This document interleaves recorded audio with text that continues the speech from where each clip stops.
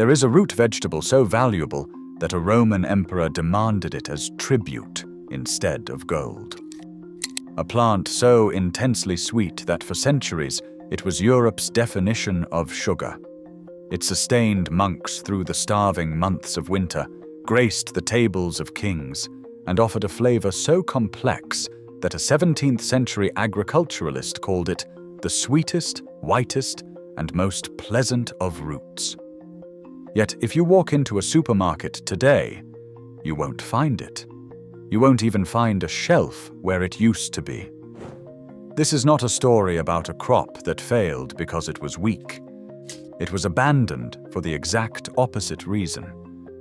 It was too sweet, too complex, and too wild for an industrial food system that values uniformity above all else. We traded the emperor's confection for an orange stick that fits neatly into a plastic bag.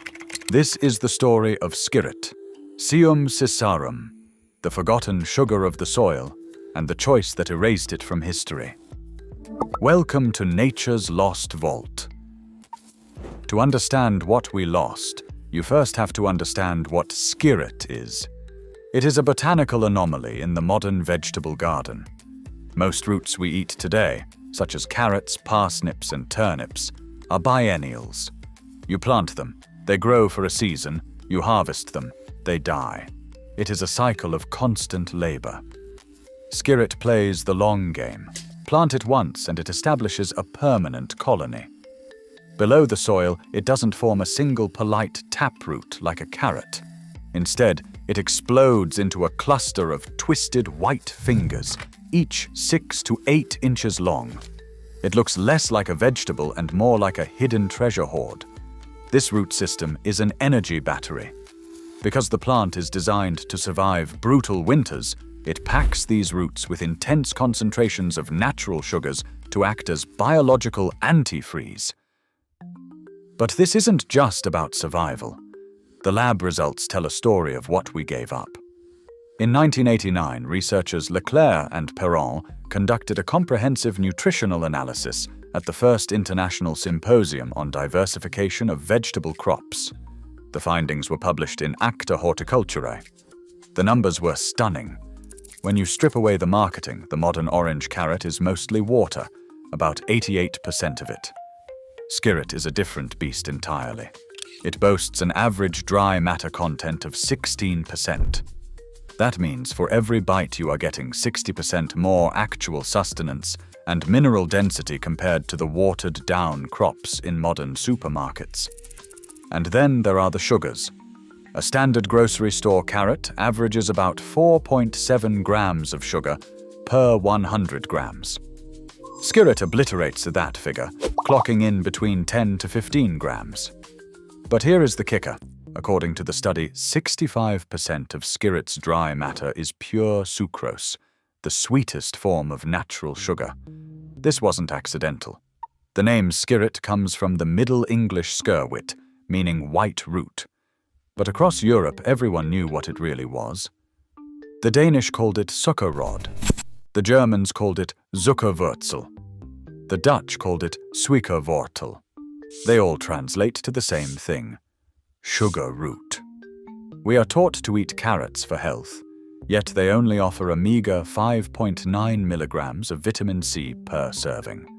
Skirret delivers upwards of 25 milligrams, more than 4 times the antioxidant punch. The colder it gets, the sweeter it becomes. It is nearly indestructible by frost, thriving in zones where delicate annuals would perish. This resilience made skirret a celebrity in the ancient world. This wasn't peasant food meant only for the starving. It was high cuisine. The Roman Emperor Tiberius, a man who could have anything in the known world brought to his table, was obsessed with skirret. According to Pliny the Elder in his Natural History, Tiberius refused to eat the varieties grown in warm Italian soil. He demanded his supply be imported directly from the cooler climate of the Rhineland. But he didn't pay in gold, he paid in power. He demanded skirret as tribute from Germanic tribes, taxing conquered peoples not in currency, but in roots. To the elite of Rome, this wasn't just a vegetable, it was a confection. For centuries after the fall of Rome, Skirret held its ground.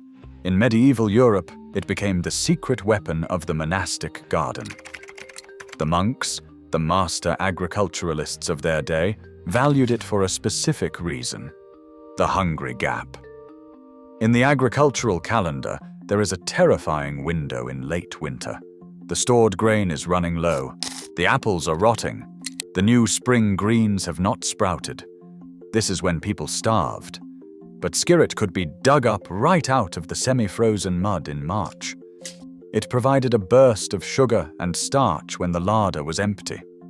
In 1390, the master cooks of King Richard II of England included it in the form of curry, the royal cookbook. They battered and fried it into sweet fritters. They baked it into pies with chestnuts and marrow. In 1682, the agriculturist John Warledge wrote that when boiled and served with butter, Skirret was the sweetest, whitest, and most pleasant of roots. It was the bridge that carried communities from the dark of winter into the light of spring. It reigned supreme for over 1,000 years. So how did a plant with such a royal pedigree vanish so completely? The downfall of Skirret didn't come from disease or pests.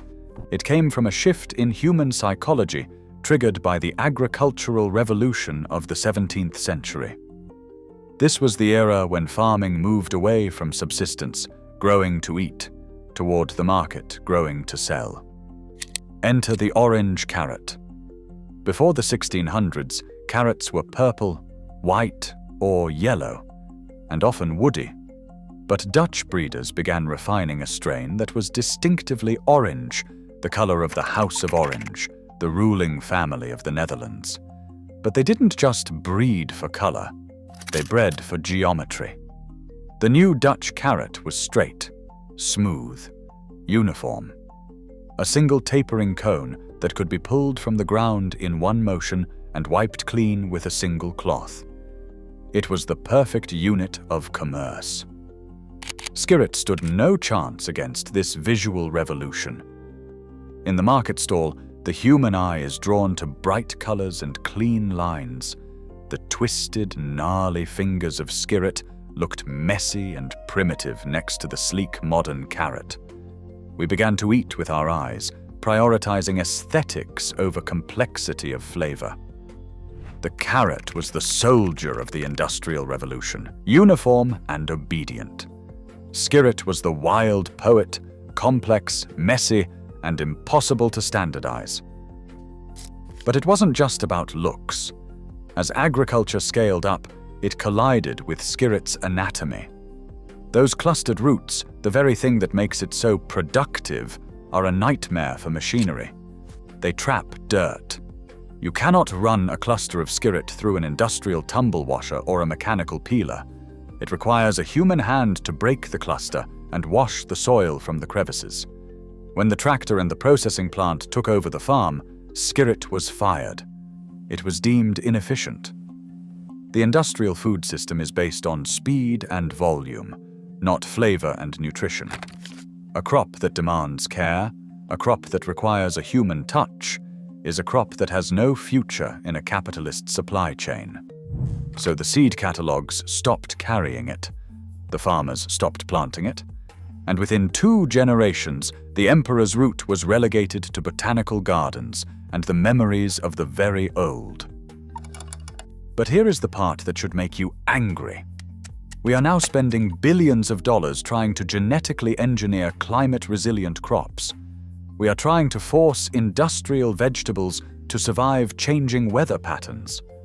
Meanwhile, a perfectly adapted perennial vegetable that survived European winters for 1,000 years is growing wild in forgotten corners. Skirret thrives with minimal care. It self-propagates. It survives frost. It stores energy through winter.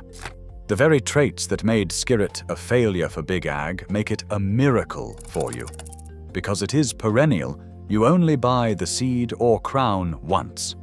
To harvest, you simply dig up a mature clump, Snap off the fattest white fingers for your kitchen and put the crown back in the hole. It regrows. It is an infinite food hack. In the kitchen, the flavor is a revelation. It has the sweetness of a carrot with a nutty, aromatic depth that hints of parsley and parsnip. It is sophisticated and it tastes like history. The story of Skirret is a reminder that progress in agriculture often means a loss of quality. We sacrificed the sweetest root in Europe for the convenience of a vegetable that is easy to peel. We allowed machines to dictate our diet, narrowing the vast biodiversity of the past to a handful of crops that fit neatly into a shipping crate. But we can choose to opt out of that system. Growing Skirret today is an act of botanical rebellion. It is a rejection of supermarket aesthetics and a reclaiming of flavor. It is a statement that you are willing to get your hands dirty to taste something Emperor Tiberius valued more than gold. The Skirret is still out there. Seed companies are slowly reintroducing it. Small-scale growers are experimenting with it. The knowledge is not completely lost. Most people just do not know it exists. They have been conditioned to believe that food comes from industrial farms and grocery stores, wrapped in plastic, bred for shelf life instead of taste. If this vault opened something for you, subscribe to Nature's Lost Vault and hit the bell. Every like and every share helps preserve the knowledge they tried to bury. Some crops are too complex to standardize. Some flavors are too good to forget. And some treasures have been hiding in plain sight for 1,000 years, waiting for us to remember what an emperor once knew. The next vault opens soon,